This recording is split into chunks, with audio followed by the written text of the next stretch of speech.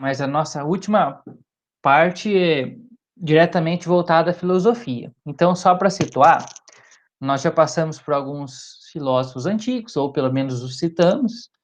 Nós passamos pela filosofia grega, com pensadores que são fundamentais para o nosso projeto, como Sócrates, Platão, Aristóteles, e hoje nós estamos atingindo a chamada filosofia medieval ou filosofia cristã. Nós começaremos a citar pensadores que vão trazer a mais sublime das filosofias, pois, embora bebam da sabedoria grega, esses pensadores, eles conhecem aquela que é a própria sabedoria, que é Jesus Cristo. Então, o verbo, ele já havia se encarnado, e o cristianismo está em expansão e consolidação. Esse é o cenário do nosso pensador. E o filósofo em questão é o grande Santo Agostinho, um gigante do pensamento cristão, que influenciou não apenas a Idade Média, mas que traz ao mundo aspectos de uma filosofia perene, que atravessa todos os tempos. Isso sem contar que Agostinho ele é um doutor da igreja, uma das colunas do pensamento da igreja. Muitos vão dizer que, depois de São Paulo, ela é a grande expressão da sabedoria da igreja. Nós ainda vamos chegar em Santo Tomás de Aquino, que é o pensador que mais nos interessa, principalmente por causa do Sete Langes, mas, assim como Aristóteles é importante para atingirmos Santo Tomás de Aquino, Santo Agostinho ele também é um grande influenciador de Santo Tomás. Agostinho, inclusive, ele é o autor mais referenciado por Santo Tomás, o doutor Angélico, na Suma Teológica. Santo Agostinho ele é muito significativo para o projeto Cristificar a Razão, pois se trata de uma pessoa talhada por Deus para uma vida intelectual mais elevada.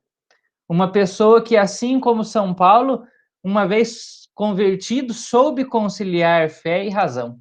Alguém que, à luz de Cristo, sabe beber da verdade dos antigos, mas à luz de Cristo dá profundidade para as verdades que atravessam os tempos. Para entender, então, o pensamento, a filosofia de Agostinho, é primordial conhecer a sua vida, conhecer o seu contexto histórico e, principalmente, aquilo que Deus faz em sua vida. Inclusive, é dessa forma que ele apresenta ao mundo a sua filosofia, o seu pensamento, a partir da sua história de vida, a partir daquilo que Deus opera na sua vida. E é mais ou menos isso que eu quero trazer para nós hoje. Fazer um apanhado histórico da vida de Agostinho e a leitura daquilo que Deus faz para extrair o seu pensamento. Por isso, diante disso, a primeira coisa que nós devemos perguntar é exatamente quem foi Santo Agostinho. Depois, essa pergunta nos leva a desbravar os aspectos da sua filosofia. Santo Agostinho, ele nasceu em 354 no norte da África, que é a atual Argélia, num clima de profunda mudança do paganismo romano para o cristianismo, e faleceu em 430. É importante citar isso, pois ele viveu num período de muita dúvida doutrinária, mais ou menos como a gente vive hoje. Havia muitas dúvidas bobas de fé, aparentemente bobas de fé, né, entre aspas. Dúvidas se o Espírito Santo é Deus, se Jesus Cristo é verdadeiramente Deus, e é um período onde constantemente surgem novas heresias. Isso também nos indica que era necessário alguém capaz de dialogar com o mundo, alguém capaz de ensinar uma verdade sólida. Santo Agostinho escreveu uma biblioteca. Ele vai enumerar na sua obra Retratações, a obra final da sua vida, 93 tratados em 232 livros, 500 sermões e 200 cartas. Enfim, Santo Agostinho ele é uma cordilheira do pensamento. Mas nós poderíamos dizer que essa cordilheira do pensamento tem três grandes cumes, três grandes obras consideradas as principais: as Confissões, o Tratado da Trindade e a Cidade de Deus. Confissões, Tratado sobre a Santíssima Trindade e a cidade de Deus. O livro das Confissões é, inclusive, um livro de profunda mística e de profunda filosofia. Inclusive, é considerado por muitos a porta de entrada para a filosofia cristã. E é exatamente por isso que eu quero falar do seu pensamento a partir desta obra específica. Mas antes, eu preciso frisar ainda que Santo Agostinho é alguém que, após a sua conversão, ele bebe das fontes da tradição da igreja. Uma tradição até ele de 300 anos, porque entre Jesus Cristo e Santo Agostinho nós temos ali um espaço de 300 anos de tradição transmitida. Então ele é um sujeito que bebe disso após a sua conversão e abre as portas da Idade Média para uma civilização que deseja ser cristã. Ele começa um processo de cristianização da sociedade, da cultura, da literatura, do pensamento de um modo em geral. Até Santo Agostinho, a igreja vivia um período apocalíptico, um clima de espera da vinda de Cristo, e então a igreja ela não estava tão preocupada em organizar a sociedade. A igreja estava muito mais preocupada em orar e vigiar, pois o fim era iminente. E Santo Agostinho, então, ele interpreta o livro do Apocalipse, que é o livro que vai influenciar esse tipo de pensamento, e em relação à vinda de Jesus, ele vai dizer, sobretudo no seu livro, na sua grande obra da maturidade, que é a Cidade de Deus, ele vai dizer que, para a igreja, para a sociedade, que nós não devemos nos preocupar apenas e tão somente com isso, porque não nos é dado a saber o final dos tempos. E Santo Agostinho, então, nos ensina que nós, como igreja, nesse período, que nós precisamos da presença santificante da igreja na sociedade para levar o maior número de almas para Deus. Então, o pensamento de Agostinho, que ele traz, sobretudo no livro Cidade de Deus, vai instruir a igreja ao seu modus operandi naquele tempo. Não apenas ficar fechada no vigiar e orar, porque o fim é iminente, mas também levar em conta os aspectos culturais. Agostinho, então, vai instigar a igreja a sua presença santificante no meio da sociedade, para que a igreja possa levar o maior número de almas para Deus. Mas eu preciso dizer que nem sempre a sua vida foi enraizada em Deus, e nem sempre a sua vida continha uma porta de entrada para a verdade. Nem sempre Agostinho foi uma pessoa madura que influenciava positivamente. Há uma profunda conversão de fé ao longo de sua vida, mas também uma profunda conversão filosófica, conversão essa que ele começa a nos narrar na sua grande obra, que já citamos, que é as Confissões. E é isso que eu quero ver com vocês. Do ponto de vista filosófico, formativo, nós precisamos ressaltar que, ainda que no período de Agostinho, de um lado, nós temos as escolas helenísticas, que são anteriores ao próprio cristianismo, e que traziam diversos estilos de pensamento. Nós não vamos explorar, mas pelo menos citar aqui o cinismo, o ceticismo, o epicurismo, o estoicismo, muitas delas o Giovanni já foi nos citando nas outras aulas. Mas do outro lado, muito presente na sociedade, estava o pensamento platônico, ou melhor dizendo, o pensamento neoplatônico, sobretudo com a figura de Plotino. E com certeza Santo Agostinho ele teve contato com essas duas linhas de pensamento que, de certo modo, vão marcar e vão influenciar nas suas etapas de conversão filosófica. Por isso, vamos aos fatos.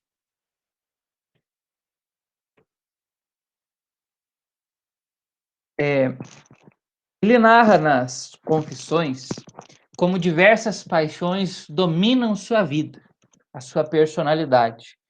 O que prevaleceu na vida de Santo Agostinho, na sua juventude, sobretudo, foi o primado da exterioridade e não da interioridade.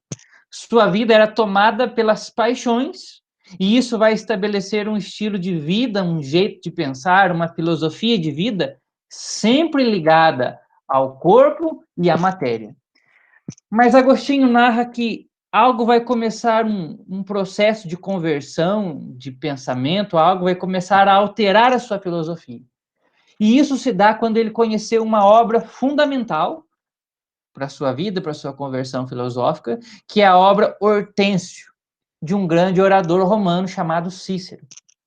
Nessa obra, Cícero faz uma exortação sobre a importância da filosofia na vida de uma pessoa. E aqui, filosofia entendida no sentido mais puro, que é o amor à sabedoria. Cícero ele vai dizer que uma vida miserável é uma vida de uma pessoa quando ela é escrava dos prazeres e das paixões e de coisas passageiras. Sim, claro, isso foi um golpe em cheio em Agostinho. Isso balança Agostinho porque a carapuça serviu perfeitamente. A partir desta obra, então, Agostinho começa a refletir. Quem é ele? Qual o sentido da sua vida? Qual o sentido que ele está dando para a sua vida? Essa obra, então, de certo modo, faz germinar um filósofo. Nasce na vida dele, então, um amor inicial pela sabedoria e a busca pela verdade. Inicia na vida de Agostinho uma corrida na busca da sabedoria, na busca da verdade, um bem que seria maior do que tudo. E como Agostinho é um sujeito muito intenso em tudo aquilo que ele faz, ele começa a respirar a procura pela verdade.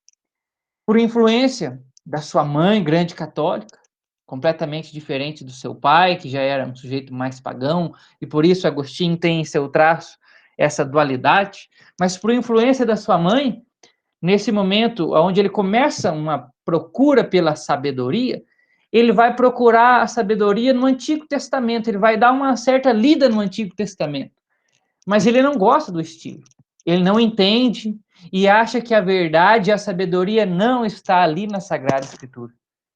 Ele possui ainda uma filosofia muito pobre e muito orgulhosa, cercada de vaidades. Essa é a vida de Agostinho, esse é o seu pensamento.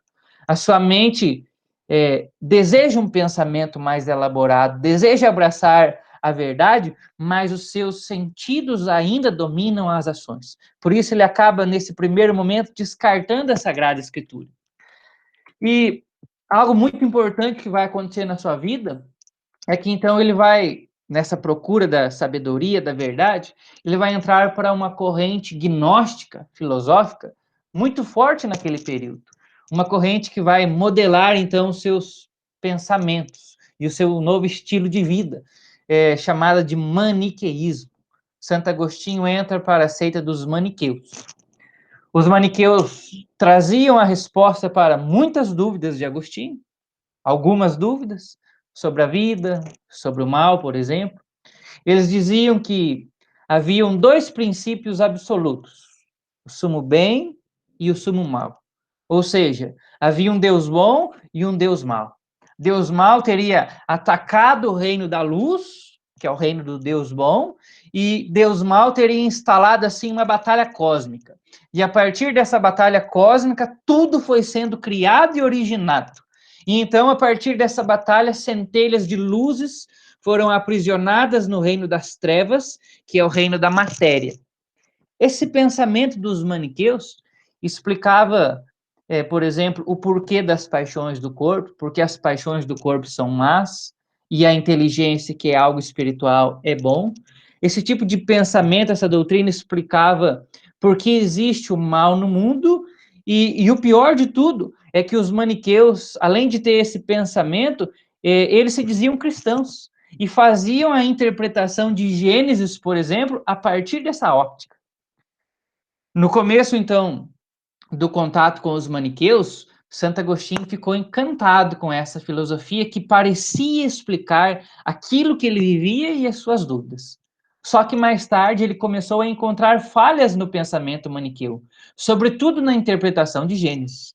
E aqui eu abro um parênteses muito importante para avançar no seu pós-conversão.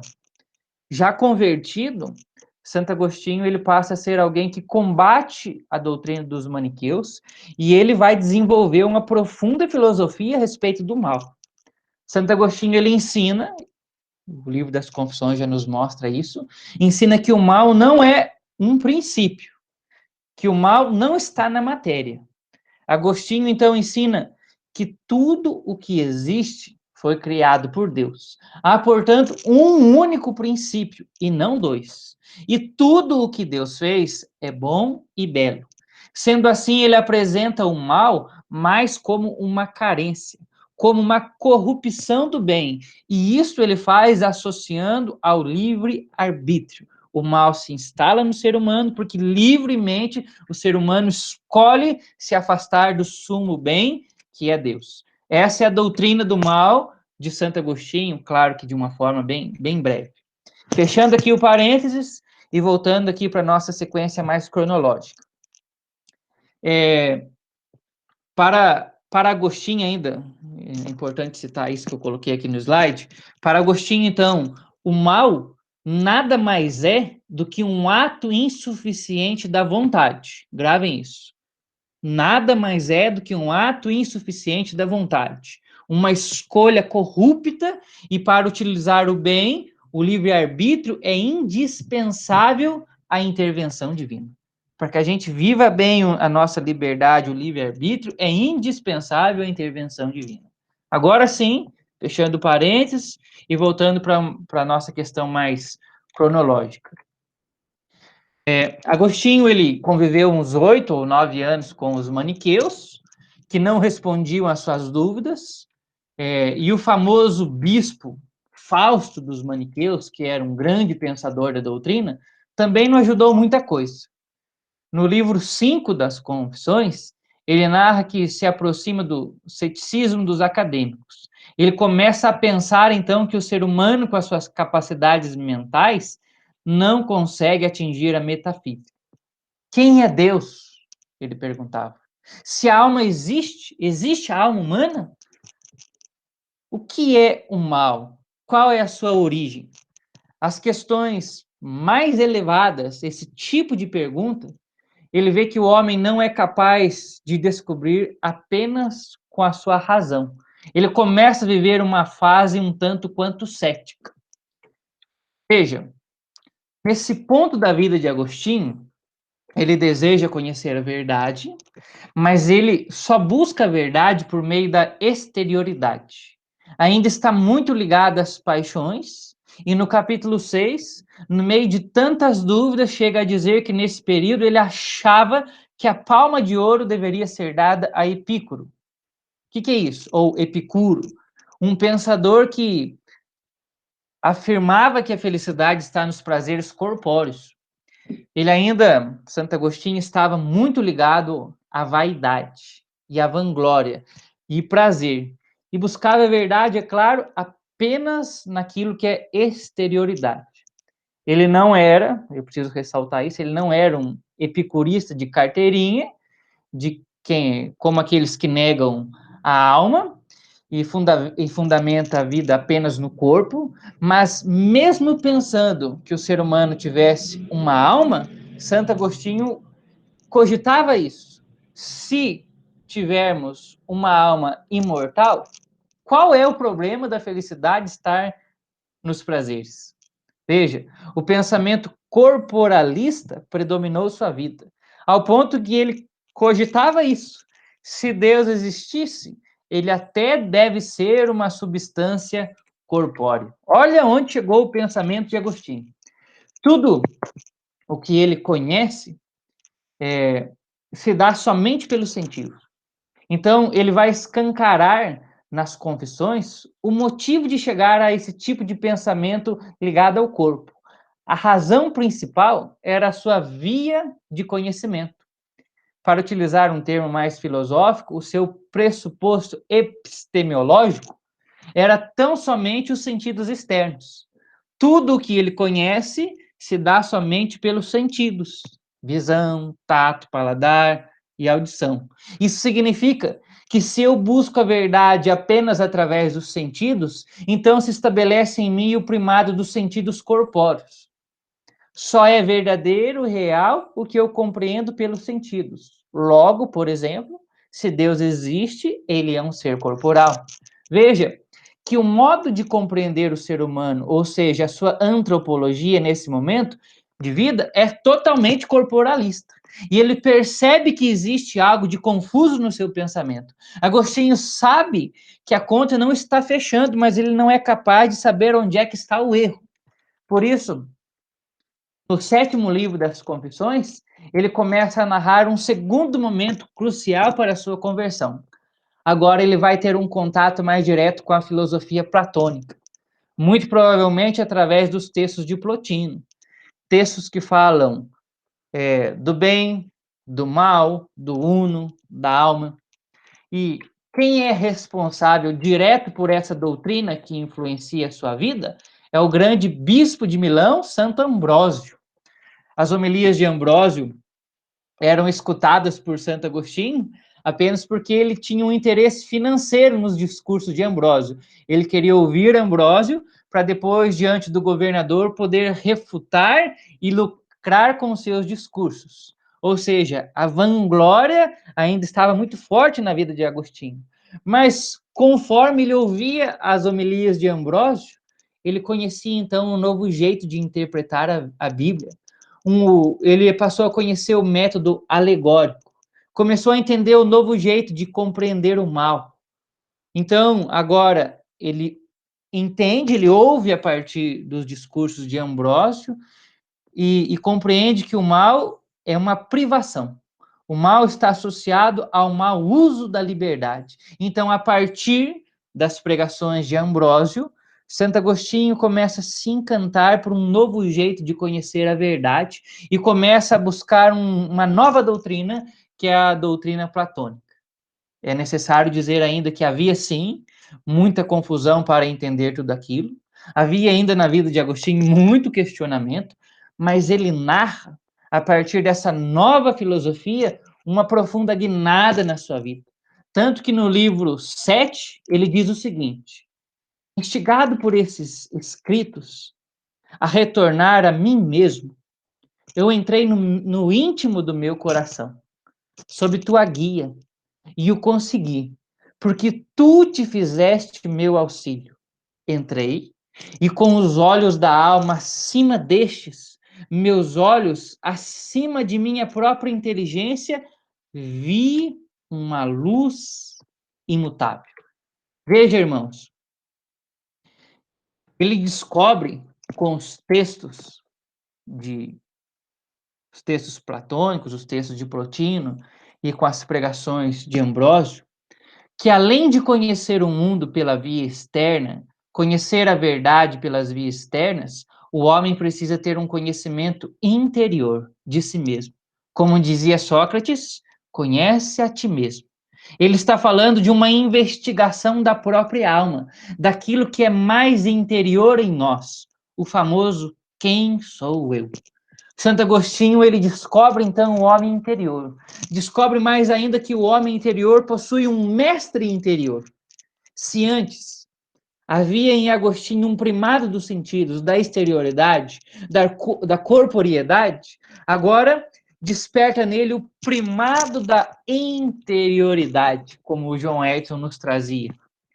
Agostinho, ocorreu então em Agostinho uma mudança na sua via do conhecimento. Agora, a verdade, a sabedoria é buscada através de uma vida interior, uma vida espiritual. E diversas obras de Agostinho vão ser marcadas por essa perspectiva. Agostinho começa a entender e a mostrar que existem coisas que simplesmente existem, como uma pedra. Mas existem coisas que, além de existir, possuem vida, como, por exemplo, uma planta ou um animal. Portanto, irmãos, há coisas que existem e há coisas que existem, vivem, mas também entendem, têm a capacidade de uma compreensão.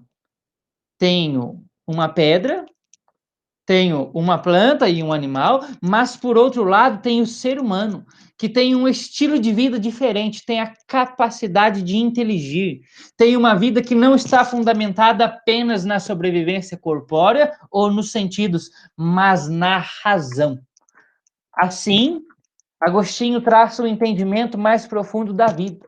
Ele entende e começa a mostrar que nesse processo todo de busca da verdade, o homem tem coisas externas, que são apreendidas pelo sentido. Há em nós o trabalho dos 5 sentidos, mas estes 5 sentidos, eles são organizados por um sentido interno. E este sentido interno é ele que organiza esses 5 sentidos. Mas, ao mesmo tempo em que este sentido interno faz essa organização dos sentidos, o homem tem algo anterior aos sentidos, que é a razão. A razão humana que analisa, organiza e julga tudo isso. E a grande questão é que essa razão, ela analisa, organiza e julga. Então, se os meus 5 sentidos dependem do sentido interno, e se o meu sentido interno depende da razão, eu verifico uma relação de dependência entre esses elementos. O que ocorre em nós é que a razão, ela é superior a tudo isso, porque, segundo Agostinho, aquilo que é julgado é inferior àquele que julga. Ora, se a minha razão julga tudo isso, então ela é superior. Superior ao meu sentido interno, superior ao meu sentido externo. Mas, quando a minha razão emite um juízo sobre essas coisas, ela emite um juízo a partir dela mesma. É isso que Agostinho questionava nesse momento da sua vida. Quando a minha razão emite um juízo sobre essas coisas, ela emite um juízo a partir dela mesma? Não, vai dizer ele. Mas a partir de uma verdade que ela tem acesso. Verdade essa que está presente no homem, mas que não é o homem e não foi gerada no homem. Ou seja, a minha razão consulta essa verdade, que se permite ser encontrada. E uma vez que ela é consultada, então ela é quem julga todas as coisas. E a minha razão vai julgar o restante a partir dessa verdade. Mas ela não julga essa verdade. Ao contrário, a minha razão é julgada por essa verdade maior que habita em mim mesmo. Isso mostra, meus irmãos, uma sequência hierárquica, aonde de fato eu vou da exterioridade para a interioridade. Não porque a exterioridade é algo má. Quem desejar aprofundar esse tipo de pensamento que ele apresenta nas confissões, de uma forma mais sintética, quem desejar isso de uma forma mais profunda, nós vamos encontrar esses pensamentos de Agostinho também nos livros sobre o livre-arbítrio e no Tratado da Trindade, de um modo bem mais profundo. Mas o que nos interessa aqui, o que nós precisamos entender aqui, é que para Agostinho, eu não vou do exterior para o interior, porque o exterior é mau, porque o corpóreo é mau, é ruim. Não, não é isso. Eu vou do exterior para o interior, porque os sentidos externos, o corpóreo, não se autoexplica, não se justifica. Muito pelo contrário. O próprio modo de ser deles, dos sentidos externos, implica a existência de algo que é diferente deles, que o sentido externo é do mesmo modo. Mas não para ali, porque esse sentido interno, ele não consegue se autoexplicar. Ele remete a alguma coisa e, da mesma maneira, a própria razão, ela também não se autoexplica. E assim nós percebemos que nós vamos do externo para o interno, porque a exterioridade não consegue justificar a si mesma. Veja, sintetizando para facilitar a compreensão disso. Agostinho ele saiu do epicurismo, do maniqueísmo, de uma visão apenas corpórea, apenas ligada aos sentidos, agora para uma visão socrática, uma visão platônica, onde a pessoa vai do exterior para o interior, pois precisa saber quem ela é para saber como responder aos sentidos. Mas Agostinho não faz somente essa conversão de pensamento. Santo Agostinho, ele supera os socráticos, ele supera os platônicos. Para Agostinho, atenção, gravem isso. Eu vou do externo para o interno, Não porque o externo é ruim, e não apenas por uma questão ética, apenas para saber como agir, mas porque eu vou eu vou primeiro porque eu quero de fato compreender o sentido último das coisas. E nesta busca, eu vejo que a exterioridade não se autoexplica.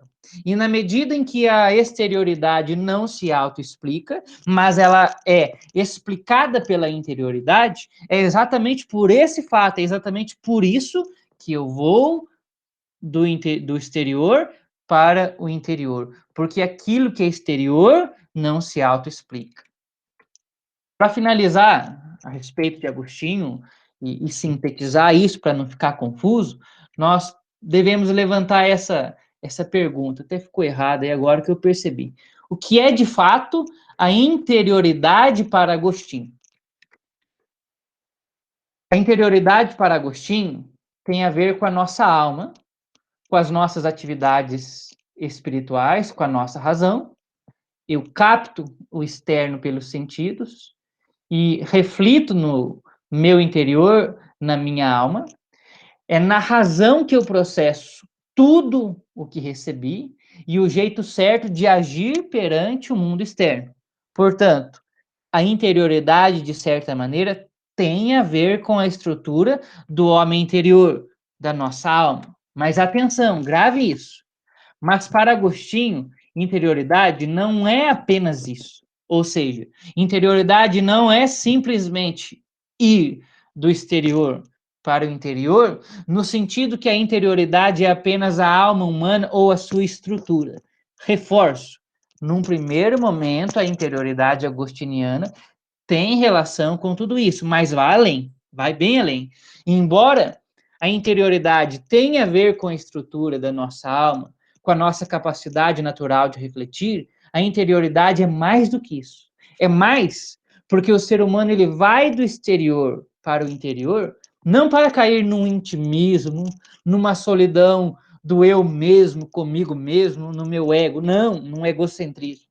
Mas ele faz isso porque no interior eu descubro cada vez camadas mais profundas, até chegar no mais íntimo do meu íntimo, onde descubro lá o fundamento do meu ser, que é essa luz imutável, como ele diz.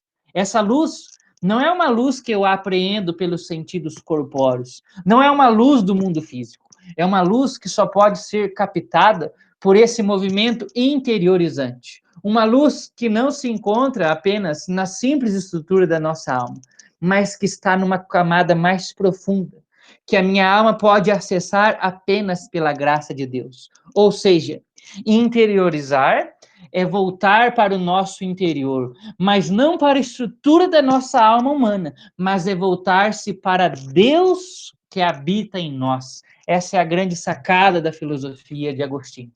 A verdade não existe porque ela é fundamentada pelo espaço, pelo físico. Ela é que fundamenta o espaço, o físico, porque ela é imutável. Essa é a grande característica da verdade. A verdade é imutável.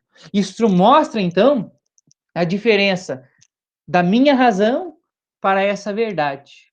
Essa verdade não é produto da minha razão, porque a minha razão é mutável, enquanto essa verdade se apresenta como imutável. Ela é o que é. E sendo assim, ela, a verdade, é que dá fundamento ao meu ser, e não o meu ser que dá fundamento a ela. Isso nos mostra que, de fato, o pensamento de Agostinho valoriza profundamente a questão da interioridade, com uma filosofia profundíssima. O movimento de interiorização me ajuda a constatar a presença do transcendente em mim, de um absoluto que, ao mesmo tempo que é imanente, pois está em mim, não sou eu, pois ele está além de mim. Mas esse transcendente também não é totalmente separado. Eu não sou ele e ele não sou eu.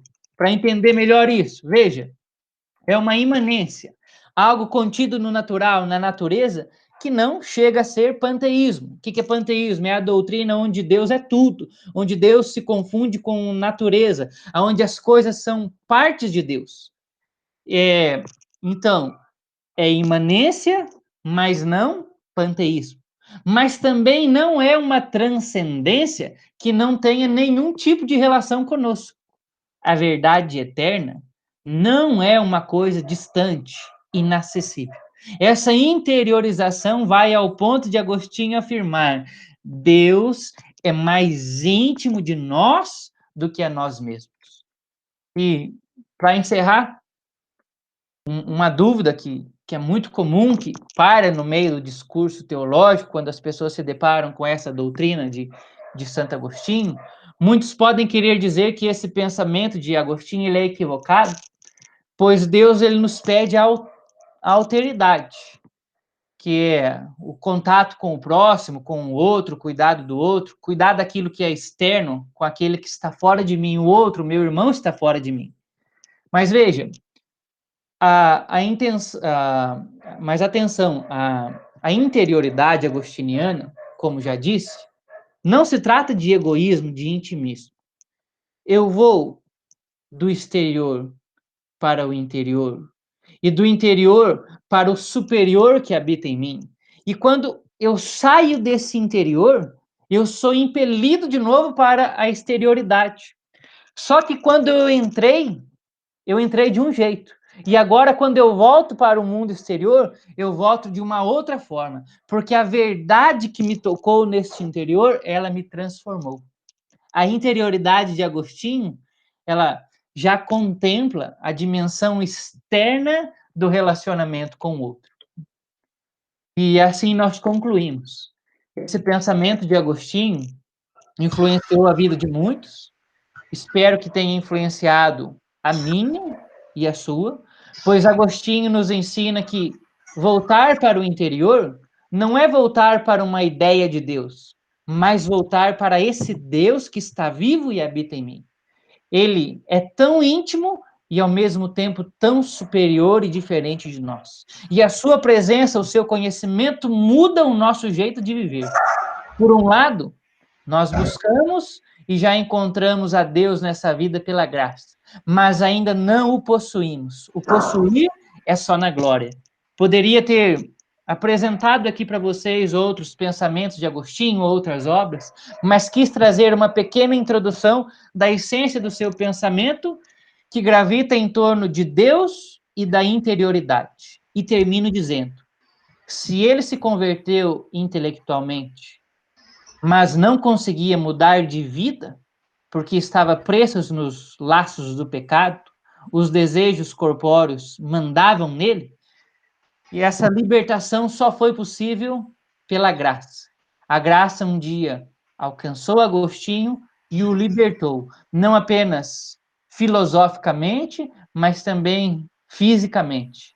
Por isso, Agostinho vai se transformar no doutor da interioridade, mas também no doutor da graça, porque as coisas estão alinhadas. Sem a graça, tudo não passa de teoria barata. Santo Agostinho vai nos dizer que é o mestre interior que nos atrai. E eu termino dizendo: deixa o Senhor te atrair no dia de hoje, porque tudo é graça. Beleza. Meus irmãos, eu peço desculpa pelo imprevisto da internet aqui, mas vamos lá. Nós estávamos tratando sobre o capítulo 4 do livro e, sobretudo, dessa parte 4 dos momentos de plenitude.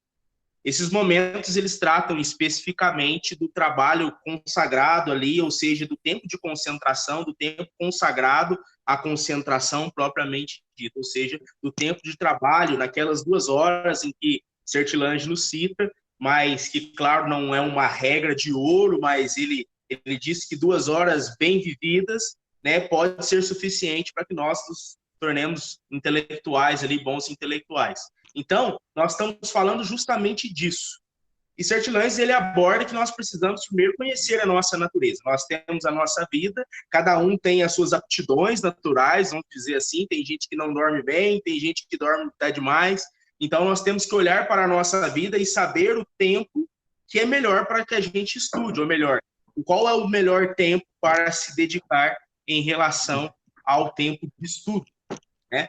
Então, ele dá uma dica, primeiro, que se nós tivermos, né, poucas horas de sono, enfim, poucas horas de dedicação também, que nós possamos dar aí preferência às manhãs. Mas se o nosso sono for ruim, que nós possamos esperar os momentos de solidão, porque pode ser que a nossa alma acorde um pouco ansiosa, um pouco atribulada, então vale a pena esperar um pouco mais para esse estudo. Então, visando a plenitude, ele vai nos dar algumas dicas, né, para nós evitarmos, excluirmos da nossa vida as preparações longínquas. Ele usa uma expressão para que nós não nos perturbemos com ninharias, para que nós, então, tomemos as disposições úteis, para que nós reunimos os nossos materiais, livros, notas, enfim, para que nós não perdemos tempo com coisa boba. E se tem uma coisa que nós fazemos nesse tempo, é isso: gastar a nossa vida com coisa que não presta, com coisa que não nos edifica. Sertilanges ainda vai dizer que para esse tempo ser plenamente livre, a gente tem que ter um despertar pronto e pontual, ou seja, pegou para fazer, faz. Não fica esperando, não, pensando, né? Eu acho interessante, né? Hoje eu estou assim muito junto com o Peter Kraft, porque a gente está caminhando no livro do Peter Kraft, mas tem um testemunho do Peter Kraft que está inclusive no YouTube, que ele mostra a sua conversa com o anjo num sonho. E ali o anjo fala para ele sobre a conversão, sobre a santidade, e o anjo vai falar para ele: você está pensando, você deve agir. Você não tem que pensar, você tem que fazer. E para a vida intelectual, para essa disposição pontual, não é diferente. Nós temos que não ficar pensando, porque realmente tem dias que a nossa disposição, o nosso interior, embora nós estejamos no hábito, no processo de viver essa vida intelectual plenamente, ele não está na disposição. Então, para que nós vivamos essa plenitude, para que nós preservemos essa vida intelectual, nós temos que estar atentos a isso. Uma outra dica muito legal e que serve muito para a minha vida, vocês devem estar percebendo, é a alimentação leve. Não vai comer um boi, não vai comer um porco, não vai comer uma feijoada, que não vai ser legal. Isso ele está tratando de maneira geral, porque nós podemos analisar, se nós temos o nosso sangue voltado para o nosso estômago ali, para a digestão, como é que nós vamos ter ali uma ativação cerebral? Como é que nós vamos ter uma disposição para o oxigênio chegar no cérebro? Realmente é uma função fundamental. Ele trata para que nós fugimos aí das ocasiões inúteis, das pessoas inúteis, limitemos as nossas correspondências e, inclusive, só passamos os olhos pelos jornais. E aqui eu coloco uma dica: o livro é escrito em outro tempo, nós sabemos, mas para esse tempo de hoje é algo primordial. Sai da internet, pelo amor de Deus. Eu acho que nós sabemos do ganho que é a internet e as nossas lives são muito boas, inclusive isso está acontecendo por causa da internet, mas aqui eu estou tratando, sobretudo, desse tempo vago, daquelas olhadinhas, né, daquela coisa que parece ser inclusive uma necessidade da nossa vida. Se nós tivéssemos o mesmo hábito que nós temos para fuçar na internet, se nós convertêssemos isso para um tempo de vida intelectual, com certeza, nós progrediríamos muito mais na nossa vida. Então, Sertilange também nos convida ao que nós decidirmos fazer, que nós façamos ardentemente, que nós façamos com o coração, que nós façamos com a alma, que nós façamos com todo o nosso ser. Ele vai dizer que nas boas condições, num trabalho ardente, aí sim 2 horas basta, né? Que a questão não está no tempo, mas claro, está na qualidade em que nós nos relacionamos com a verdade. Ele trata aqui também em defender a solidão e dar o devido tempo aos amigos, aos encontros, mas sem, quero achar a palavra aqui, sem prejudicar o trabalho, né? Se for preciso realmente fechar a porta para alguém, se for possível realmente defender com unhas e dentes essa solidão, nós temos que fazer isso. E é interessante, para toda a nossa vida, se nós começarmos a ler o livro, vai aparecer alguém para falar com a gente naquele momento. Como a internet apareceu agora para atrapalhar aqui a nossa aula. Não tem o que fazer. Então, é preciso que nós estejamos decididos. E aí está a ardência pelo trabalho. Não só o fervor no sentido de querer, mas no sentido da violência. Nós ouvimos na palavra de Deus, o reino do céu é dos violentos. E realmente, nós temos que ver violentos em relação a isso. Nós temos que ser violentos. Nós temos que querer ardentemente e ser violentos em defender essa solidão. Meus irmãos, e ele trata também, né, que nós, quando nós temos um amigo, quando nós temos uma pessoa, ao invés dela ser uma distração, desde que ela esteja alinhada com as nossas ideias, desde que ela esteja alinhada com uma vida intelectual e que ela tenha esse mesmo desejo ardente, ela pode ser, ao invés de um complicador na nossa vida, um auxiliador. Ele usa essa expressão. Inclusive, ele diz que isso vale para a nossa alma gêmea. Então, nós temos aí os nossos irmãos casados, aí, o Leandrinho, nós temos o Giovanni, a Érica eu sei que estuda bastante, então, com certeza, à medida que eles estão estudando junto, isso pode ser algo benéfico para a vida deles. Sertilães, então, para nós caminharmos para o fim, ele vai dizer que nós devemos dedicarmos plenamente à verdade, aqui volta aquilo que eu falei anteriormente, meus irmãos. Nós não podemos ter um relacionamento superficial com a verdade, com aquilo que nós estamos buscando, com aquilo que é a nossa vida intelectual. Nós não podemos simplesmente passar despercebidos por ela e servir-se dela, mas não, nós temos que fazer o contrário, nós temos que doar a nossa vida para a verdade, porque à medida que nós encontramos com a verdade, nós passamos assim. Meus irmãos, enquanto diante dessas circunstâncias, muitas pessoas poderão nos falar assim, nossa, mas você está chato pra caramba, hein, que essa vida intelectual sua, hein, Joetes? Pelo amor de Deus, está insuportável. Que você só fica no seu quarto, você fica lá 2 horas por dia, você fecha a porta para mim, mas Sertilhães, ele vai relatar para nós que a vida intelectual em si, ela é um benefício para o mundo. Ou seja, eu e você, quando nos dedicamos a uma vida intelectual plena, nós fazemos um serviço à humanidade, nós fazemos uma caridade para a humanidade. Então, ele pede para que, quando os deveres aparecerem, nós estejamos lá. Para que nós não demos motivo para que as pessoas somente apontem, claro, para esse isolamento que nós temos. Amém? Meus irmãos, o que é plenitude, se não eterno, se não permanente? Que nós possamos ter esse coração disposto a se unir a Deus e esse coração também disposto a se unir à verdade.